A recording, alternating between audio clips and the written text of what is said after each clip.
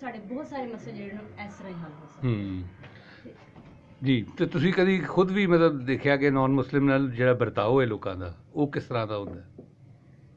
ਤੁਹਾਡੇ ਇਰਦ ਗਿਰਦ ਵੀ ਤੇ ਐਸੇ ਲੋਕ ਹੋਣਗੇ ਨਾ। ਬਿਲਕੁਲ ਸਰ, ਬਹੁਤ ਛੋਟੀਆਂ ਛੋਟੀਆਂ ਮਿਸਾਲਾਂ ਨੇ। ਜੈਸੇ ਅਗਰ ਕੋਈ ਨਾਨ ਮੁਸਲਿਮ ਹੈ ਤੇ ਅਸੀਂ ਕਹਾਂਗੇ ਜੀ ਅਸੀਂ ਇਹਦੇ ਨਾਲ ਬੈਠ ਕੇ ਖਾਣਾ ਨਹੀਂ, ਉਹਦੀ ਅਸੀਂ ਇੱਕ ਬੜੀ ਅੱਛੀ ਜੀ ਮਿਸਾਲ ਇਹ ਦੇ ਦਿੰਦੇ ਹਾਂ ਕਿ ਨਹੀਂ ਜੀ ਸਾਡੇ ਮਜ਼ਹਬ ਵਿੱਚ ਇਹ ਵੇ ਕਿ ਅਗਰ ਤੁਹਾਡਾ ਦਿਲ ਮੰਨੇ ਤਾਂ ਤੁਸੀਂ ਖਾ ਲਓ, ਦਿਲ ਨਾ ਮੰਨੇ ਤਾਂ ਤੁਸੀਂ ਨਾ ਖਾਓ। ਲੇਕਿਨ ਹਾਲਾਂਕਿ ਅਗਰ ਅਸੀਂ ਸੋਚੀਏ ਤਾਂ ਸਾਡੇ ਮਜ਼ਹਬ ਵਿੱਚ ਸਭ ਤੋਂ ਪਹਿਲੀ ਗੱਲ ਤਾਂ ਇਹ ਹੀ ਹੈ ਕਿ ਅਸੀਂ ਕਿਸੇ ਦਾ ਦਿਲ ਨਹੀਂ ਦੁਖਾ ਸਕਦੇ। ਉਹਦੇ ਵਿੱਚ ਇਹ ਨਹੀਂ ਕਿਹਾ ਗਿਆ ਕਿ ਤੁਸੀਂ ਮੁਸਲਮਾਨ ਦਾ ਦਿਲ ਨਹੀਂ ਦੁਖਾ ਸਕਦੇ, ਕਿਸੇ ਦਾ ਵੀ ਦਿਲ ਨਹੀਂ ਦੁਖਾ ਸਕਦੇ।